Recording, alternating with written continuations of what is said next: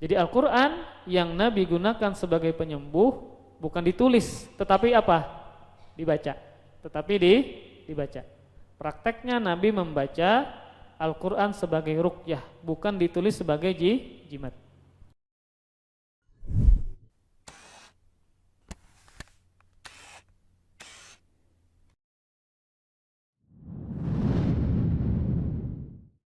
Bismillah. Assalamualaikum warahmatullahi wabarakatuh.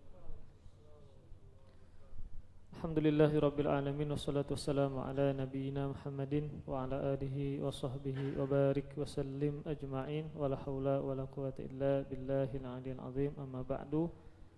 Alhamdulillah, marilah kita senantiasa tak lupa untuk bersyukur dan memuji kepada Allah Subhanahu wa taala. Pada kesempatan kali ini, di malam ini Allah masih memudahkan kita berkumpul bersama dalam rangka untuk mengerjakan ibadah-ibadah yang Allah telah wajibkan seperti salat berjamaah. Kemudian kita teruskan dengan kewajiban yang lain, yaitu menuntut ilmu agama berkaitan dengan masalah akidah atau tauhid. Dan kita masih membahas bab yang ke-7 ya. Ini bab pembahasan terakhir dari bab yang ke-7, babun majaa firruqa wat tamaim. Bab tentang ruqyah dan tamimah atau jimat. Pada bab ini penulis yaitu Syekh Muhammad At-Tamimi membawakan 4 dalil. Dalil yang pertama dari sahabat Abu Bashir Al-Ansari radhiyallahu taala anhu, bahwasanya beliau bersama Rasulullah sallallahu alaihi wasallam pada sebagian perjalanan Nabi, pada suatu safar Nabi. Maka Rasulullah sallallahu alaihi wasallam mengutus seorang utusan untuk menyampaikan pesan yang isinya adalah agar tidak terdapat di leher onta kalung dari tali busur panah atau kalung apapun kecuali harus diputuskan. Maka pada hadis ini sahih ya, hadisnya sahih. Rasulullah sallallahu alaihi wasallam berpesan ketika beliau safar agar tidak menggantungkan jimat yang dipercaya, yang diyakini sebagai menolak bala atau penyakit. Maka orang-orang jahiliyah dulu mereka membikin jimat ya, yang mana dibikin dari tali busur kemudian dikalungkan di leher onta. Maka Rasul berpesan kepada para sahabatnya yang beliau tinggalkan, ini juga sebagai tugas Nabi agar menjaga akidah umatnya, agar senantiasa memurnikan tauhid dengan tidak menjadikan jimat, dengan tidak membikin jimat ya. Maka hadis ini juga menunjukkan bagaimana seriusnya Nabi ya dalam rangka memberantas penggunaan jimat. Bahkan ketika beliau safar pun beliau tidak lupa untuk mengingatkan ya kepada para sahabatnya agar berhati-hati dan tidak membikin jimat, seperti jimat yang terbuat dari tali busur panah kemudian dikalungkan di leher onta, yang mana orang-orang jahiliyah meyakini dulu bisa menolak ainkah atau bala atau penyakit. Kemudian dalil yang kedua dari sahabat Abdullah bin Mas'ud, beliau berkata, aku mendengar Rasulullah sallallahu alaihi wasallam bersabda, innar ruqa wat tamaima wat tiwalah syirkun. Hadis ini dikeluarkan oleh Imam Ahmad dan Abu Daud. Sesungguhnya ruqyah dan tamimah dan tiwalah adalah kesyirikan. 3 hal ini yang Rasul katakan adalah sebagai kesyirikan. Yang pertama adalah ruqyah. Namun harus diperjelas ruqyah yang bagaimana yang dikatakan sebagai kesyirikan. Kalau ruqyah ini, bacaan ini, mantra ini yang dibaca adalah bukan dari Al-Quran, bukan dari hadis Nabi, tetapi misalnya isinya adalah minta bantuan kepada jin ya. Kemudian mantra-mantra yang kita tidak fahami maknanya, maka ini dikatakan sebagai ruqyah atau bacaan yang mengandung kesyirikan. Kemudian yang kedua adalah tamaim. Tamaim bentuk jamak dari tamimah. Tamimah adalah di sini penulis mengatakan, mengkhususkan tamimah adalah sesuatu yang digantungkan pada anak agar terjaga dan terhindar dari ain, dari penyakit ain. Namun Ini makna yang khusus yang disebutkan oleh penulis, namun makna yang umumnya adalah apapun itu, entah dikalungkan, entah digantungkan, ya, entah dipajang, kalau ada unsur jimatnya, meyakini itu sebagai sebab untuk menolak bala, maka disebut dengan jimat. Maka ini adalah terlarang. Ya. Kalau zaman dulu kan modelnya macam-macam. Ya. Tadi ada yang terbuat dari tali busur panah. Ya. Ada juga yang terbuat dari batu-batuan di pesisir pantai. Ya. Ada juga yang menggunakan jimat terbuat dari kerang lautan dan seterusnya. Maka ini adalah termasuk kesyirikan. Alasannya adalah kenapa dikatakan syirik? Karena kalau dia meyakini itu sebagai sebab, padahal Allah tidak meletakkan itu sebagai sebab. Berarti dia telah menentukan yang Allah tidak tentukan. Berarti dia telah menetapkan yang Allah tidak tetapkan. Maka di sini berarti dia menandingi Allah Subhanahu wa taala. Apakah bisa benang yang digantungkan di leher anak-anak bisa menangkal penyakit? Maka jawabannya tidak. Dari mana pian tahu ilmunya itu? Ya, benang hitam, ya, kemudian diikat di tangan si anak. Ya, dari mana pian tahu bahwa itu bisa menangkal penyakit? Maka syariat tidak pernah menjelaskan. Ya. Ahli medis kesehatan tidak pernah juga mengatakan benang hitam bisa menangkal penyakit. Maka ketika pian membikin jimat tadi dari benang tadi, ya, maka berarti pian mendahului Allah Subhanahu wa taala. Berarti pian menjadikan sebab yang mana Allah tidak menentukan itu sebagai sebab. Kalau seandainya dia menggunakan jimat hanya sebagai sebab saja, sarana saja, tetap Allah yang menentukan, maka dia telah melakukan syirik kecil. Tetapi kalau seandainya dia meyakini jimat itu secara zat bisa mendatangkan manfaat, secara zat bisa menolak penyakit dan bala, maka dia melakukan kesyirikan yang besar.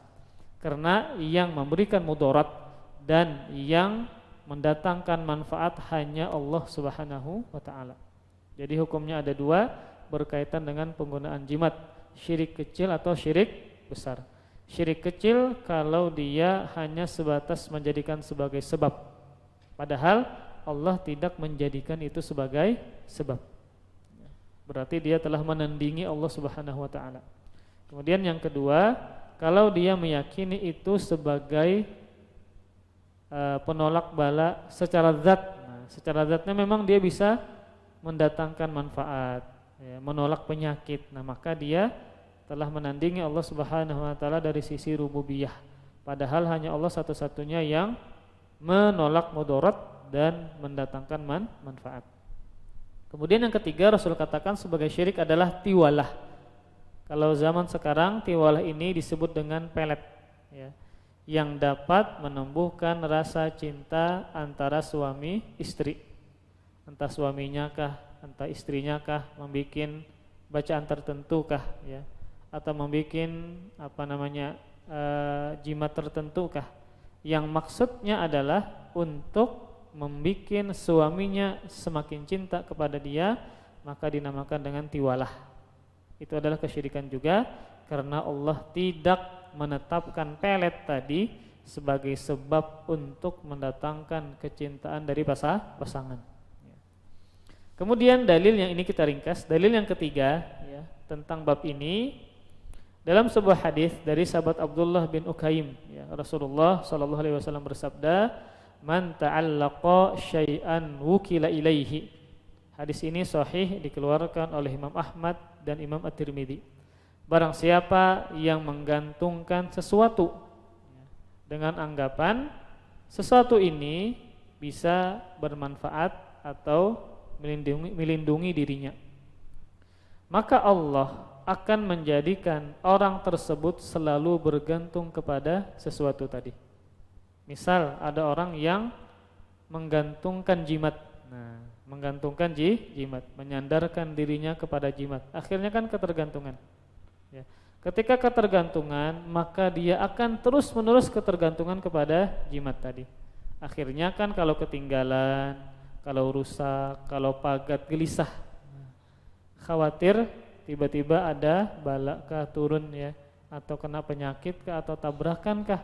Pas tabrakan misalnya kejadian lalu dia mengaitkan ini karena jimat tadi nang pagat misalnya. Ini berarti dia tidak mengkaitkan ya bagaimana Allah Subhanahu wa taala telah mentakdirkan yang demikian, bukan karena jimat tadi. Akhirnya memang dia ketergantungan kepada jimat tersebut. Nah, maka ketika seseorang itu menggantungkan dirinya kepada sesuatu, maka Allah bikinkan dia akan senantiasa bergantung kepada sesuatu tersebut. Kemudian dalil yang keempat,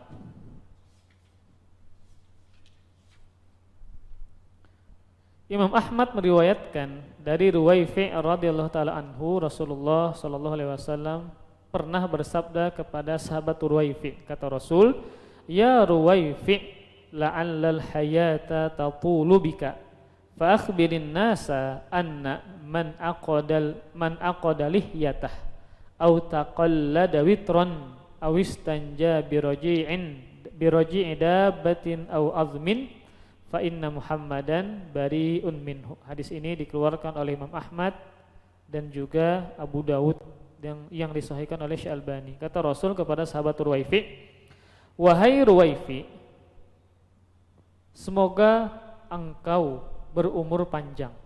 Ini diantara kebaikan Nabi, ya, sifat Nabi, akhlak Nabi kepada para sahabat. Nabi sering mendoakan kebaikan kepada mereka. Dan ini juga masih sampai sekarang orang Arab itu, ya, ketika dia berjumpa dengan seseorang, baik yang dia kenal atau tidak kenal, ketika kita ajak ngobrol, biasanya mereka setelah salam memulai dengan doa. Barakallah, hayyakallah, ya. Allah yu'tikal afiyah. Assalamualaikum, waalaikumsalam. Lalu mereka mendoakan, Allah yu'tikal afiyah, barakallah, hayyakallah. Ini kebiasaan yang baik.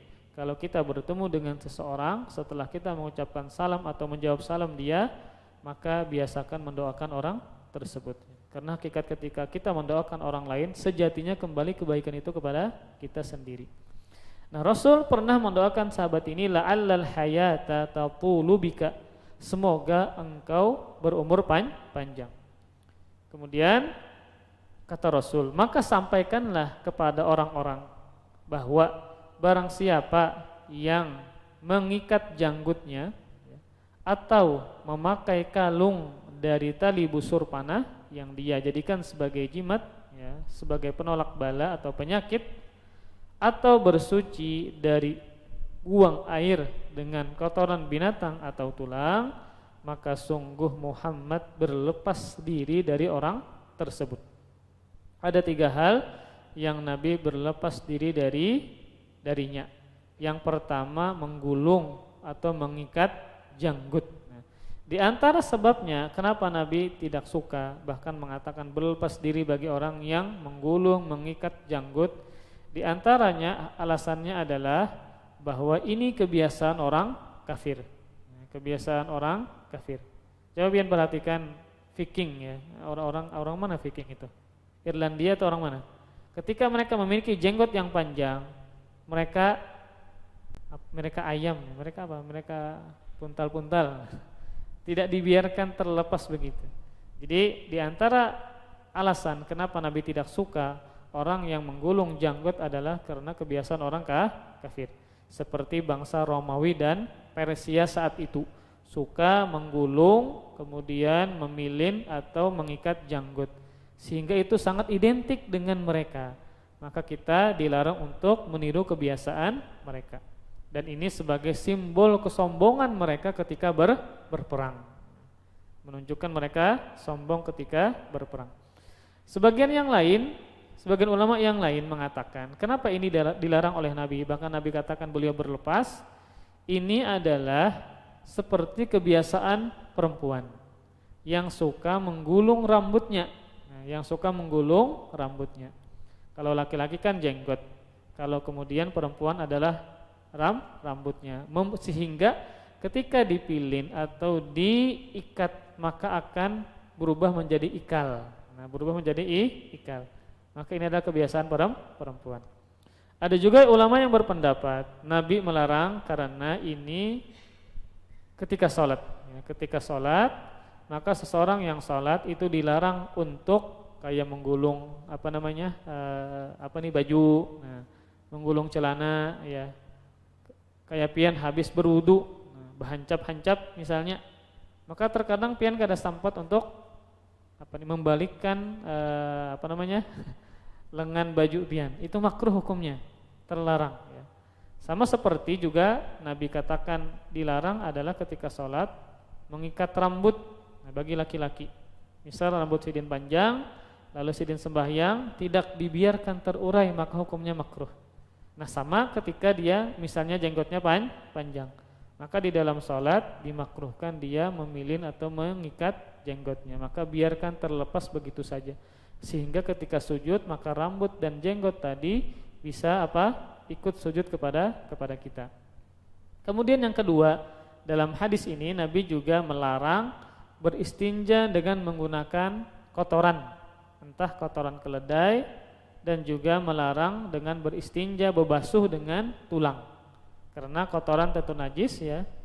Ketika dia kering kena panas maka tidak boleh digunakan untuk beristinja. Demikian juga tulang. Karena tulang adalah makanan dari bangsa jin. Karena dia adalah makanan, berarti kan itu adalah barang atau benda yang dimuliakan. Maka tidak boleh dijadikan sebagai bahan atau alat untuk beristinja. Yang ketiga, ini poin yang kita bahas, menggantungkan bekas tali busur yang sudah buruk, sudah usang, yang dia meyakini bisa melindungi dirinya dari penyakit ain. Ini poinnya, bahwa di sini Nabi sallallahu alaihi wasallam berlepas diri dari orang yang menggunakan jimat seperti tali busur yang sudah buruk, kemudian dia gunakan untuk melindungi dari penyakit ain atau keburukan ain. Kenapa demikian? Tadi ulang-ulang, karena Allah tidak menetapkan tali busur ini bisa menolak ain. Bagaimana caranya kita menolak ain? Ya, maka diantaranya adalah dengan membaca zikir pagi dan petang. Itu termasuk cara kita untuk menolak penyakit ain, ya, yang mana sudah ditetapkan oleh syariat. Maka 4 dalil ini yang menunjukkan dan menjelaskan tentang seseorang yang memakai jimat dan juga seseorang yang meruqyah. Kalau meruqyah maka 2 kondisi, ada yang syar'i, ada yang syirki. Yang syar'i yang boleh adalah ketika dia meruqyah, membaca bacaan yang isinya adalah ayat Al-Qur'an atau dengan nama-nama dan sifat Allah Subhanahu wa taala. Itu yang pertama. Syarat yang kedua ini yang disebutkan oleh Imam Nawawi. Syarat yang kedua adalah menggunakan bahasa Arab.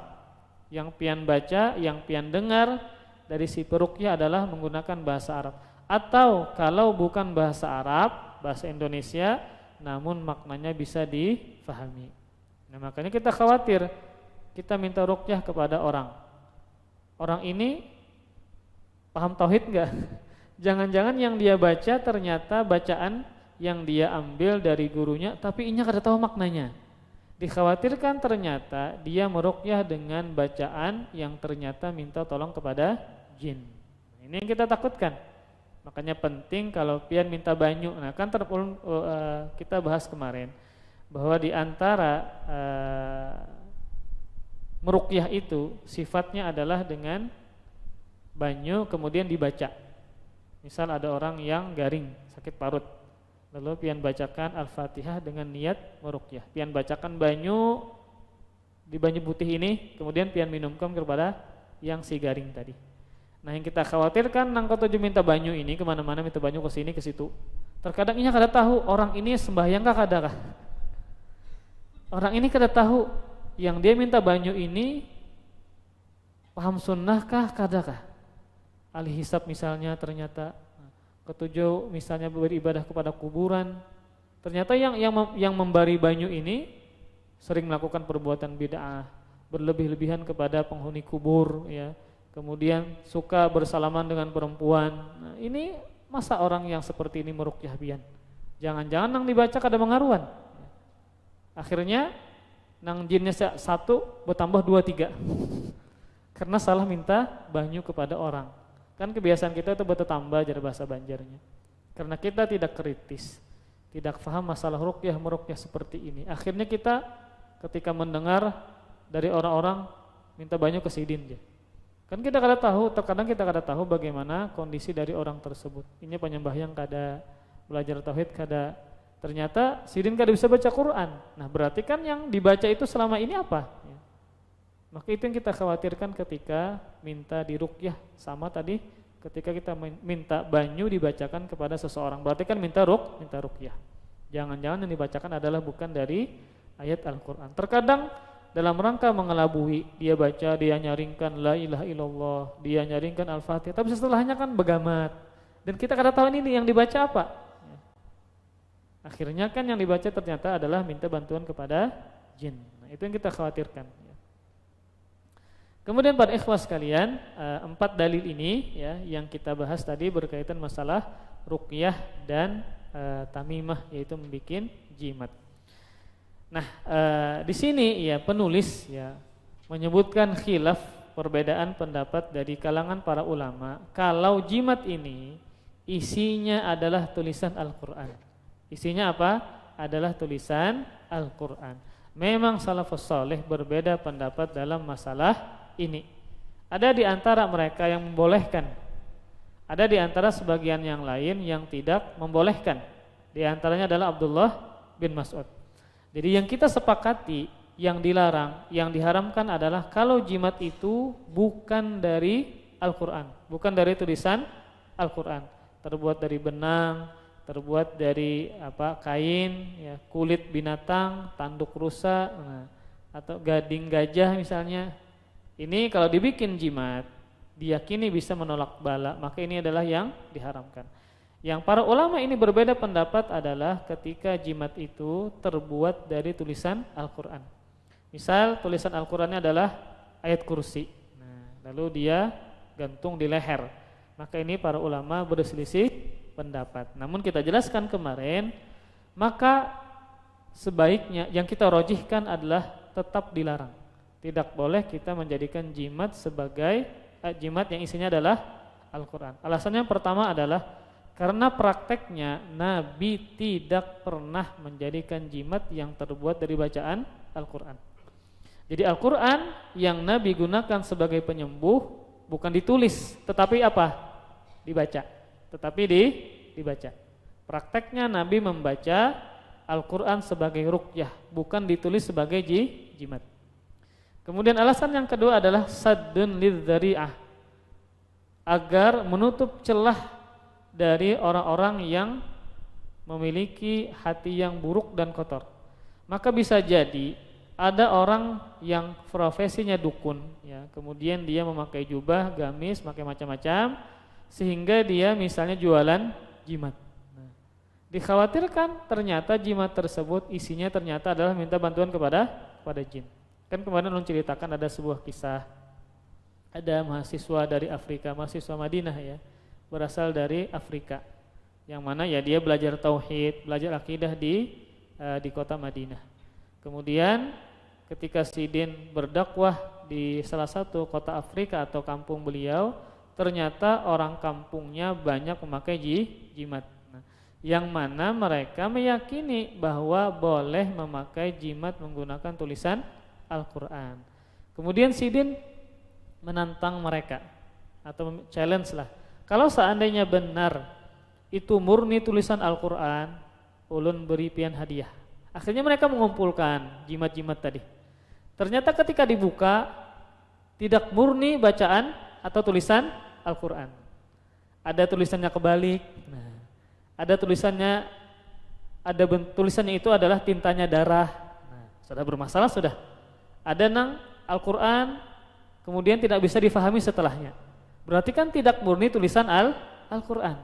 Dikhawatirkan kalau dibuka seluas-luasnya, kita katakan boleh, maka dikhawatirkan ternyata orang tidak bisa memilih dan memilah. Akhirnya apa?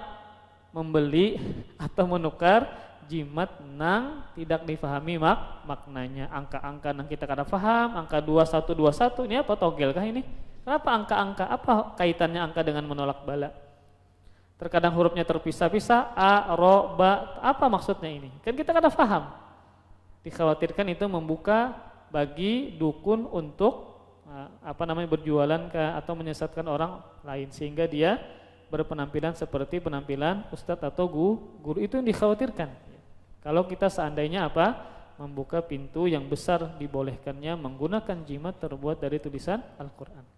Namun ulun katakan, ketika misalnya pian melihat ada orang yang murni menuliskan Al-Quran dan dia jadikan sebagai jimat, maka tidak boleh kita katakan dia melakukan kesyirikan. Bahkan Syekh Muhammad bin Shalih Utsaimin dalam kitab beliau ini Qaulul Mufid, beliau tawakuf, artinya tidak berkomentar itu haram. Namun beliau mengatakan la yuf'al, perbuatan tersebut jimat tadi tidak dilakukan. Jadi tidak boleh seandainya kita mengatakan itu syirik, nggak boleh. Kalau seandainya jimatnya murni terbuat dari tulisan Al-Quran. Di antara dalil mereka yang mengatakan boleh menggunakan jimat kalau terbuat dari tulisan Al-Quran, keumuman firman Allah Subhanahu wa taala bahwa Al-Quran adalah penyembuh. Maka mereka menjadikan penyembuh berupa sarana dari tulisan Al-Quran. Namun ulun katakan pendapat yang paling kuat dan ini yang paling menenangkan untuk kita adalah bahwa tetap tidak kita kerjakan, tetap dilarang. Dikhawatirkan membuka celah bagi para dukun, tukang sihir yang kita tidak bisa membedakan apalagi bagi orang-orang awam yang tidak memiliki ilmu agama, tidak memiliki dasar tauhid, yang sangat mudah terjerumus ke dalam praktek kesyirikan. Dikhawatirkan dia bertemu dengan seorang guru ternyata dukun, tukang sihir. Akhirnya apa? Akhirnya ternyata bukan murni tulisan Al-Quran, ternyata tadi disisipkan dengan macam-macam, tulisannya terbalik, tintanya dari darah dan seterusnya. Akhirnya dia melakukan kesyirikan kepada Allah Subhanahu wa taala. Nah, kemudian lanjut ke kandungan dari bab ini. Penulis mengatakan, ini pembahasan terakhir, fihi masail. Dalam bab ini terdapat beberapa kandungan. Yang pertama adalah pengertian ruqyah dan tamimah. Ruqyah adalah bacaan, ringkasnya dia adalah bacaan. Secara umum maknanya bacaan. Namun ada ruqyah yang syar'iyyah, ada ruqyah yang syirkiyah. Ruqyah yang syar'iyyah kalau dia bisa menyempurnakan 3 syarat. Yang pertama yang dibaca adalah ayat Al-Qur'an atau nama-nama dan sifat Allah Subhanahu wa taala. Kemudian syarat yang kedua adalah dengan berbahasa Arab. Kalau bukan bahasa Arab maka dengan bahasa yang bisa dipahami. Syarat yang ketiga, tetap kita meyakini bahwa Allah Subhanahu wa taala yang menentukan dan mengizinkan. Ruqyah yang syirkiyah sebaliknya ketika misalnya dengan yang tidak difahami maknanya kemudian juga misalnya dengan angka-angka, kemudian huruf-huruf yang kita tidak faham atau dengan bacaan-bacaan yang lain yang tidak kita fahami, maka ini adalah ruqyah yang syirkiyah. Sedangkan tamimah adalah jimat. Penulis mengatakan dengan mengkhususkan jimat adalah sesuatu yang digantungkan kepada anak untuk menolak ain. Namun makna yang umum apa saja yang dijadikan sebagai jimat entah itu yang terbuat dari tali busur atau terbuat dari kain, tulang belulang, batu bebatuan maka itu dikatakan sebagai jimat. Jimat. Kemudian yang kedua pengertian tiwalah. Tiwalah adalah sesuatu yang dianggap bisa melenggangkan atau menumbuhkan rasa kasih sayang antar pasangan atau disebut dengan pelet Bininya memelet abahnya, supaya abahnya tambah sayang Dia gunakan makanan kah, bacaan kah, minuman kah, maka dinamakan dengan tiwalah. Ini juga disebut dengan kesyirikan. Kemudian pengertian yang ketiga adalah anna hadhi thalathata kullaha minasyirki min ghairi istithna. Ketiga hal di atas, ruqyah, tamimah dan tiwalah merupakan bentuk kesyirikan dengan tanpa pengecualian. Jadi tiwalah, kemudian tamimah dan ruqyah adalah kesyirikan. Namun ruqyah yang syirik adalah kalau seandainya ruqyahnya tidak melengkapi 3 syarat tadi, maka dinamakan dengan ruqyah yang syirkiyah. Kemudian kandungan yang keempat, annar ruqyata bil kalamil haqqi minal aini wal humah laisa min dzalik. Adapun ruqyah dengan menggunakan ayat-ayat Al-Qur'an atau doa-doa yang telah diajarkan oleh Rasulullah SAW untuk mengobati penyakit ain dan sengatan serangga atau yang lainnya, maka tidak termasuk kesyirikan. Dan ini pernah dipraktikkan oleh sahabat. Ketika ada pemimpin suatu kaum yang disengat binatang berbisa, maka ada satu sahabat yang membacakan surah Al-Fatihah. Masya Allah, dengan keimanan yang luar biasa, akhirnya si pemimpin dari kaum ini sembuh dari penyakit, dari sengatan berbisa. Akhirnya dia menghadiahkan kambing kepada si sahabat ini. Kemudian yang kelima, kandungannya adalah annat tamimata idza kanat minal Qur'an faqad ikhtalafal ulama hal hiya min dzalika amla. Jika tamimah atau jimat terbuat dari ayat-ayat Al-Qur'an, dalam hal ini para ulama berbeda pendapat apakah termasuk ruqyah yang dibolehkan ataukah tidak. Namun di sini Syekh Muhammad bin Shalih Al-Utsaimin mengatakan wal ahwat madhhabu Ibnu Mas'udin li'annal asla adamul masyru'iyyati hatta yatabayyana dzalika minas sunnah.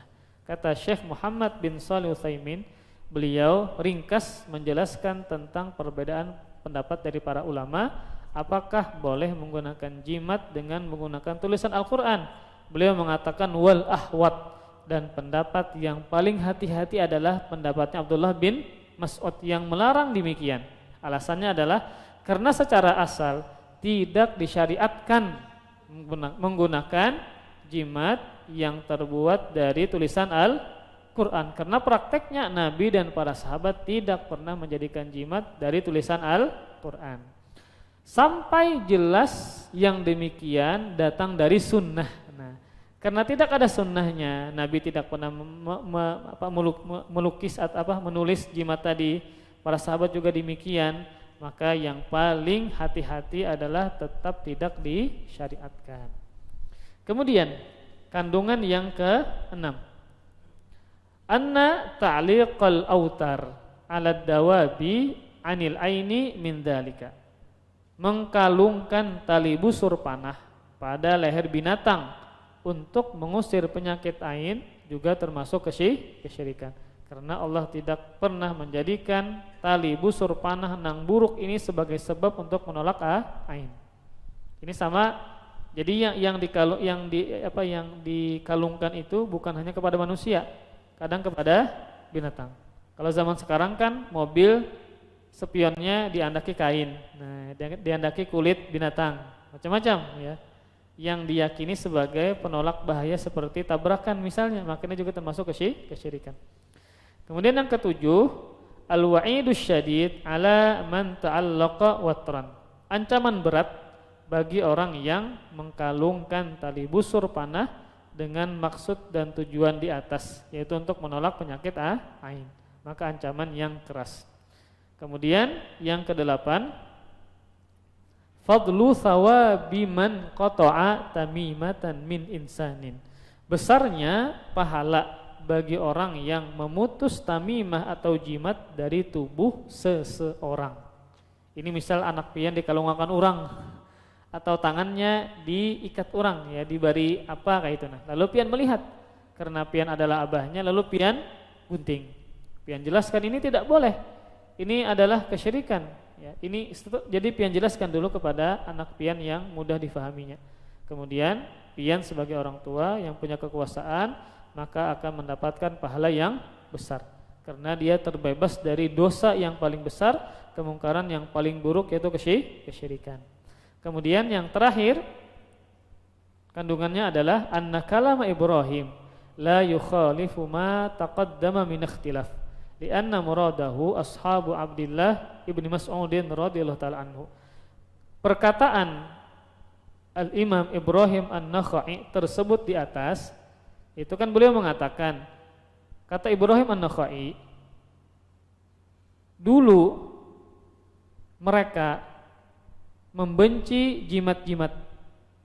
Apakah dia termasuk dari tulisan Al-Quran ataukah tidak? Maka yang dimaksud dengan mereka yang membenci jimat ini maksudnya adalah para murid terdekatnya Abdullah bin Mas'ud, bukan semua ulama.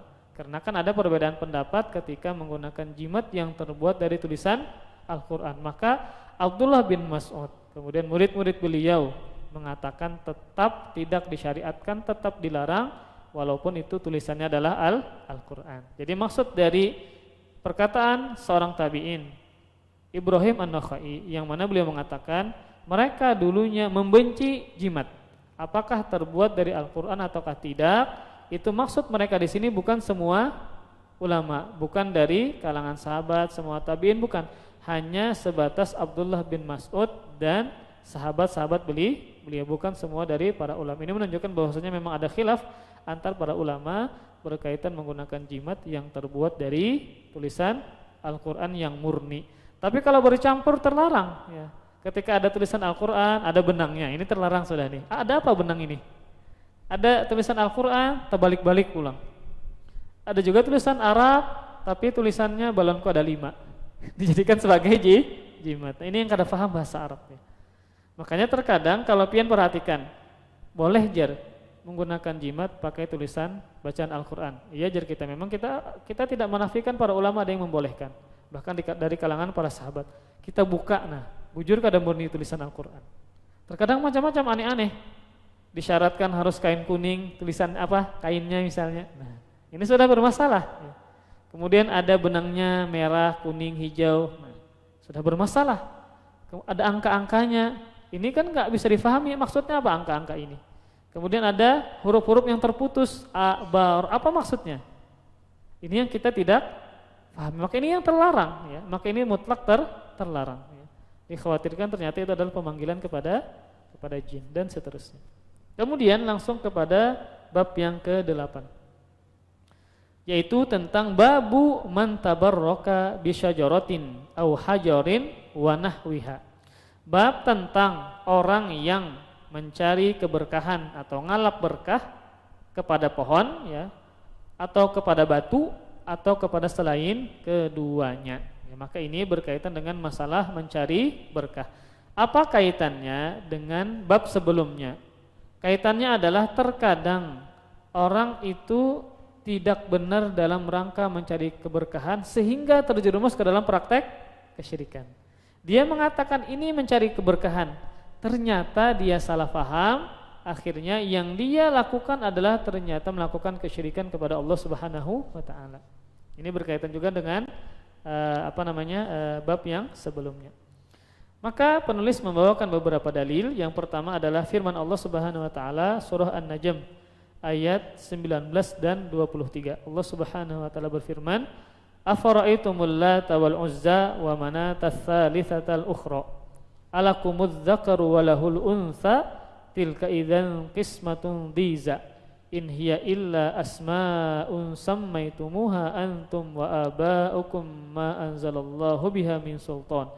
Iyattabi'una illa dhanna wa ma tahwal anfus wa laqad ja'ahum mir rabbihimul huda."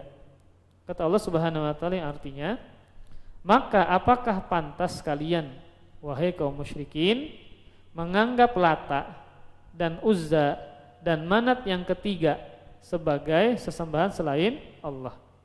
Apakah pantas untuk kalian anak laki-laki dan untuk Allah anak perempuan?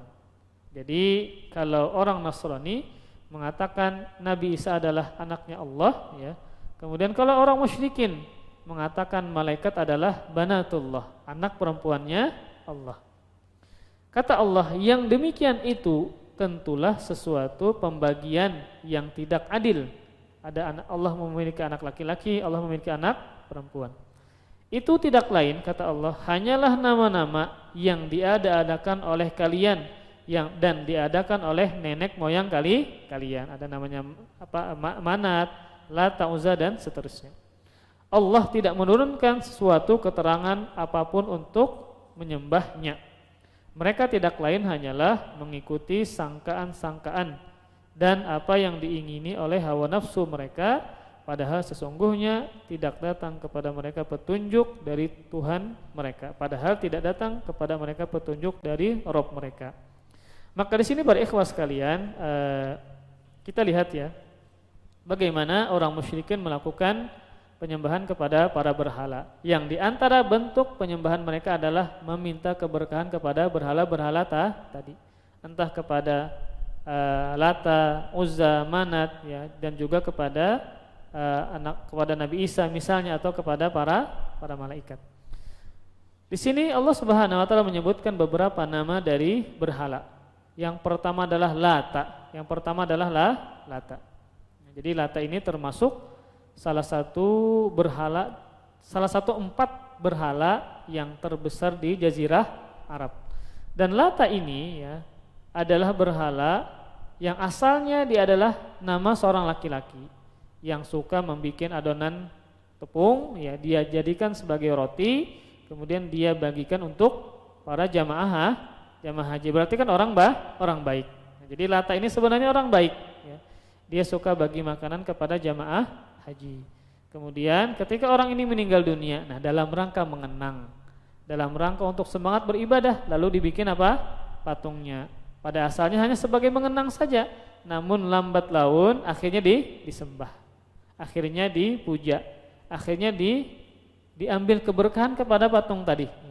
Yang asalnya cuma dia adalah sebatas untuk apa? Untuk hanya sebatas untuk mengenang ya, untuk mengingat, bukan untuk disembah. Jadi orang ini adalah orang soleh, kemudian dijadikan sebagai patung. Kemudian Lata ini ya, dia adalah patung bagi penduduk Taif, patung atau berhala bagi penduduk kota Taif. Sedangkan Uzza ya, Uzza ini adalah sonam berhala yang disembah oleh orang-orang Quraisy dan juga Banu Kinanah. Yang Uzza ini diambil dari kata Aziz, dari nama Allah Aziz, kemudian mereka bikin dengan sebutan Uzza. Dan Uzza ini adalah berhala yang terletak antara kota Mekah dan Taif, yang mana dia bentuknya adalah berupa pohon kurma. Berarti kan mereka menyembah pohon. Kemudian tanggung ya. Yang ketiga adalah Manat ya. Manat ini diambil dari kata Mannan. Berarti kan orang yang sangat suka memberi.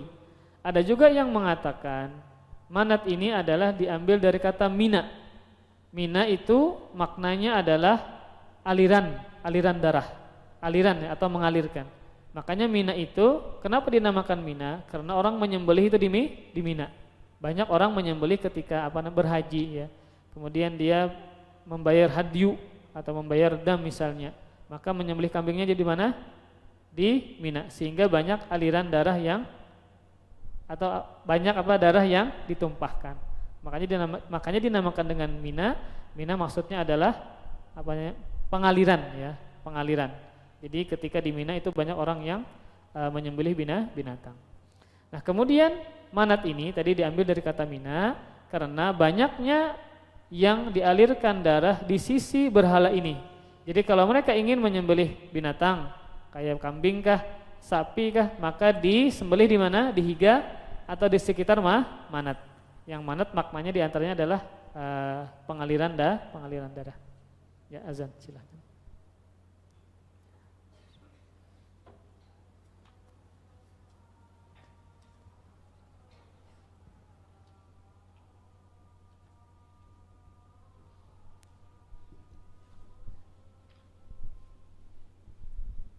Allahu Akbar, Allahu Akbar, Allahu Akbar, Allahu Akbar. Asyhadu an la ilaha illallah.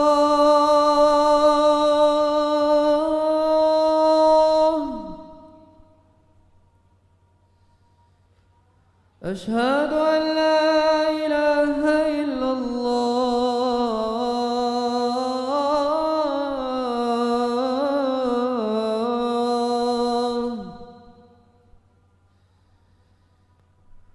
أشهد أن محمدًا رسول الله.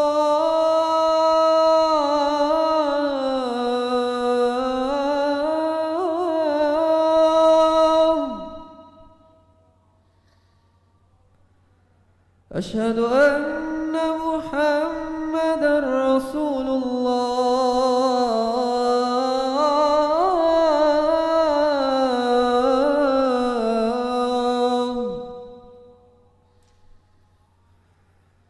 حي على الصلاة.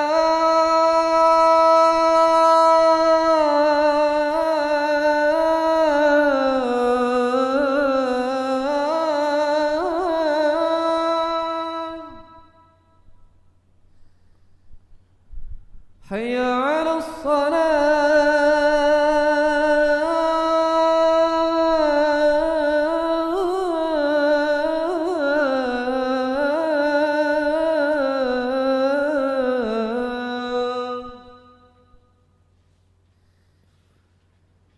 حي على الفلاح.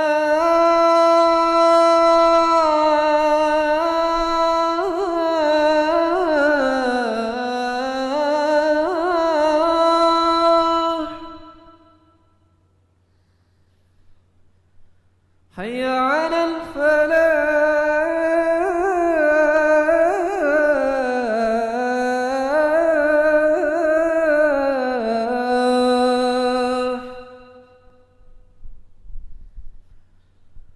الله أكبر الله أكبر. لا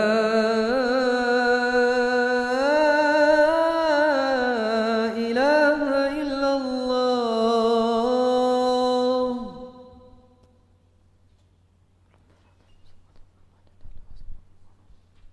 Bismillah, alhamdulillah, wassalatu wassalamu ala rasulillah. Jadi ada 3 ya disebutkan di ayat ini tentang nama-nama dari berhala. Yang pertama adalah Lata ya, dia adalah seorang laki-laki yang suka memberikan makanan kepada jamaah haji. Yang kedua adalah berhala Uzza. Uzza diambil dari kata nama Allah Aziz ya, yang maha mulia atau yang maha gagah perkasa. Kemudian yang ketiga adalah Manat ya, ini diambil dari kata Mannan yang sangat memberi, atau juga diambil dari kata Mina yang maknanya adalah mengalirkan. Karena orang musyrikin ketika mereka menyembelih binatang, maka mereka mengalirkan darahnya, menyembelihnya di sekitar dari patung berhala Manat ini. Apa hubungannya ayat ini dengan bab? Maka orang musyrikin mereka meyakini berhala-berhala tadi bisa memberikan manfaat dan bisa menolak mudarat bagi mereka. Sehingga mereka datang kepada berhala ini ya, berdoa kepada berhala itu, kemudian juga mereka menyembelih kepada berhala tadi, dan mereka mendekatkan diri mereka kepada Allah dengan berhala-berhala tadi. Dan juga mereka akhirnya apa? Mencari keberkahan kepada berhala-berhala tadi. Yang terkadang ketika mereka misalnya ya, ada salah seorang dari mereka berdoa kepada berhala, ternyata mereka mendapatkan apa yang mereka minta, maka itu bukan karena berhala tadi, tetapi dalam rangka Allah Subhanahu wa taala ingin menguji dan memberikan bala kepada seseorang ini, sehingga dia akan terus-menerus ketergantungan kepada si berhala tadi. Kemudian setelah itu penulis membawakan dalil yang kedua berupa hadis Nabi SAW dari sahabat Abu Waqid Al-Laythi. Beliau berkata, "Kharajna ma'a Rasulillah SAW ila Hunainin wa nahnu hudatsa'u ahdin bi kufrin walil musyrikina sidratun yaqufuna indaha wa yanutuna biha aslihatahum yuqalu laha dzatu anwat famararna bi sidratin faqulna ya Rasulullah ij'al lana dzata anwatin kama lahum dzatu anwat faqala Rasulullah sallallahu alaihi wasallam Allahu akbar innahas sunan qultum walladzi nafsi biyadihi kama qalat banu Israil li Musa ij'al lana ilahan kama lahum alihah qala innakum qaumun tajhalun la tarkabunna sunana man kana qablakum rawahu Tirmidzi wa sahhahahu. Dalil yang kedua penulis membawakan dari hadis Nabi SAW ya, dari sahabat Abu Waqid Al-Laythi. Beliau berkata, suatu ketika kami berangkat bersama Rasulullah SAW menuju Hunain, nama sebuah daerah ya, dalam rangka untuk berperang. Padahal sebagian sahabat ketika itu baru masuk Islam ya, belum paham tentang tauhid secara mendalam. Ketika itu kaum musyrikin memiliki sebuah pohon bidara, yang pohon bidara ini dikenal dengan sebutan Zatu Anwat. Zatu yang memiliki, Anwat gantungan-gantungan. Karena pohon ini digantungkan senjata oleh kaum musyrikin. Artinya apa? Mereka mencari keberkahan kepada si pohon ini. Mereka selalu, orang musyrikin ini, mendatangi dan menggantungkan senjata-senjata perang mereka pada pohon tersebut. Ketika melewati pohon bidara tersebut, kami pun mengatakan, kata sahabat ini, wahai Rasulullah, buatkanlah untuk kami Zatu Anwat seperti yang mereka miliki. Nah, ulahkan Pak untuk kami pohon yang ada gantungannya sehingga kami mencari berkah kepada si pohon ini. Maka Rasulullah menjawab, Allahu Akbar. Maha suci Allah. Jadi Allah bertakbir. Itu menunjukkan bahwasanya apa yang Nabi hadapi adalah sesuatu yang besar, sesuatu yang membuat kaget dan seterusnya. Ya. Maka Nabi bertakbir, Allahu Akbar. Maha suci Allah, maha besar. Innahas sunan, kata Rasul. Itu adalah tradisi-tradisi orang yang sebelum kalian. Demi Allah yang jiwaku berada di tangannya, sungguh permintaan kalian itu sama dengan permintaan Bani Israel kepada Nabi Musa. Yang mana Bani Israel ini ketika mereka meminta kepada Nabi Musa, ini posisi mereka sudah diselamatkan dari kejaran Fir'aun. Berarti kan sudah beriman, sudah melihat bagaimana Nabi Musa punya mukjizat membelah lautan. Tapi ketika mereka selamat, maka Bani Israel mengatakan kepada Nabi Musa, buatkanlah untuk kami sesembahan sebagaimana mereka memiliki sesembahan. Ketika mereka melewati sekelompok kaum, ternyata orang-orang ini memiliki sesembahan. Akhirnya apa? Mereka minta kepada Nabi Musa untuk dibikinkan sesembahan. Padahal mereka apa? Sudah diselamatkan oleh Allah Subhanahu wa taala dari kejaran Fir'aun. Tetap mereka apa? Meminta sesembahan selain Allah Subhanahu wa taala. Maka Musa pun menjawab, sungguh kalian adalah kaum yang tidak mengerti. Kalian pasti akan mengikuti tradisi orang-orang yang sebelum kalian, kata Rasulullah sallallahu alaihi wasallam.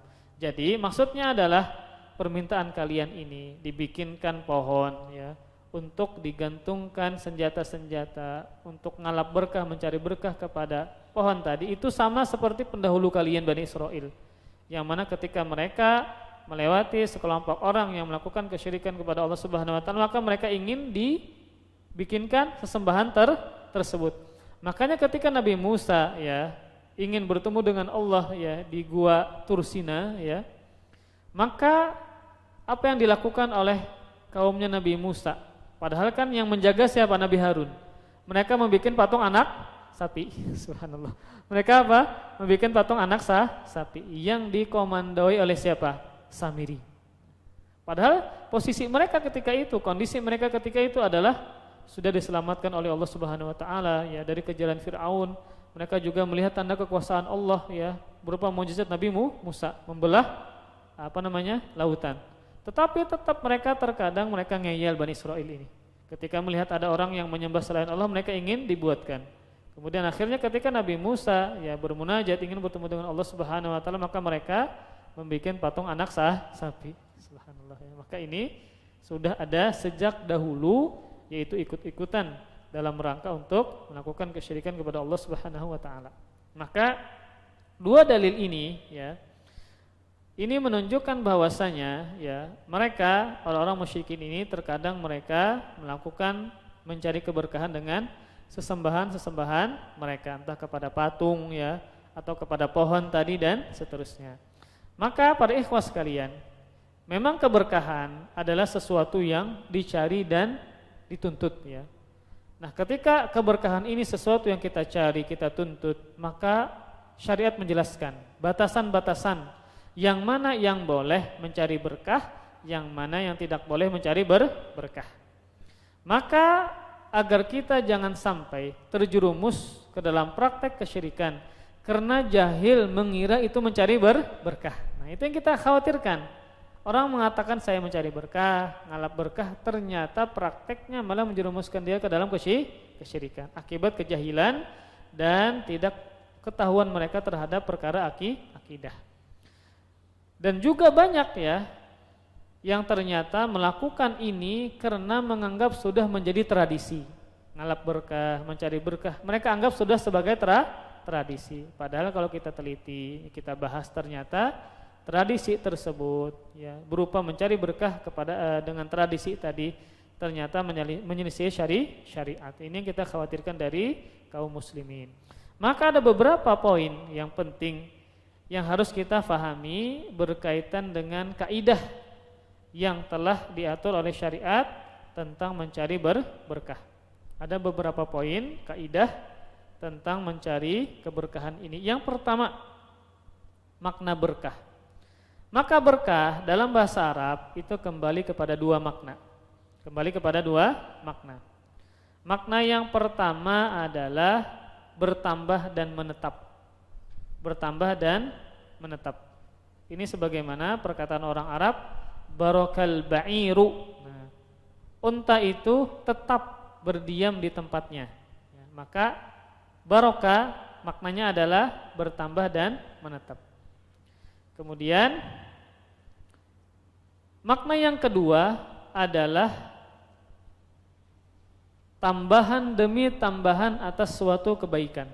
Tambahan demi tambahan atas suatu kebaikan. Dia lenggeng, tidak hilang, kemudian tambahan demi disertai dengan tambahan demi tambahan. Jadi dia menetap, selalu ada, tidak hilang, kemudian ditambah demi tambahan di atas suatu kebaikan. Maka ini dinamakan dengan keberkahan. Jadi apa makna berkah? Yaitu adalah menetap dan bertambahnya kebaikan dari Allah Subhanahu wa taala. Itu dinamakan dengan berkah.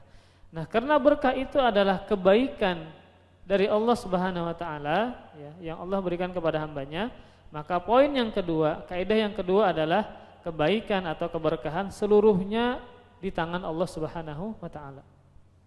Seluruhnya apa? Di tangan Allah Subhanahu wa taala. Maka terkadang Allah menurunkan keberkahan kepada orang-orang yang Allah kehendaki. Ketika keberkahan ini datangnya hanya dari Allah, maka caranya pun harus sesuai dengan syariat.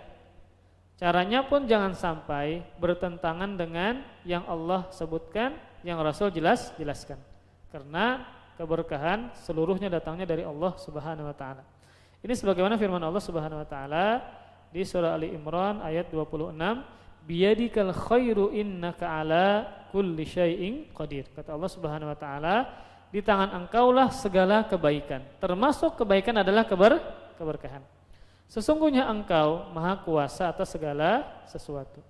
Ya, kita cukupkan sampai di sini. Insyaallah kita akan bahas kembali berkaitan dengan masalah bab ini. Ini masalah bab yang sangat penting ya. Karena agar kita bisa menjelaskan mana batasan-batasan dalam rangka mencari berkah. Mana yang boleh, mana yang tidak. Terkadang ada orang yang bisa-bisa dikit-dikit mencari berkah aja. Kadang kan kita paham ini bujur kada berkah. Nah, kalau itu kada bujur, tidak benar, maka pian jelaskan. Karena kan dikhawatirkan ketika orang itu menyangka dia sedang mencari keberkahan, ternyata prakteknya terjerumus ke dalam kesyirikan. Itu yang kita khawatirkan. Misalnya datang ke kuburan mengambil tanah, kesan apa jar? Mencari berkahnya lawan kuburan. Diambil sidin tanah lalu dibikin jimat. Misalnya dia datang berhaji, kemudian dia tawaf, lalu sidin gunting kelambu Ka'bah. Kesan apa? Mencari berkah dengan Ka'bah. Padahal kan mencari berkah dengan Ka'bah bukan dengan digunting kelambunya, pian tawaf, pian mencium Hajar Aswad, itu cara untuk ngalap berkah dengan Ka'bah. Terkadang ada orang salah paham dengan Ka'bah. Misal orang itu berhaji, kemudian dia sa'i, kan ada bukit Safa, ada bukit Marwah. Kalau pian mencari sa'inya di tempat paling bawah, itu kan batunya masih ada.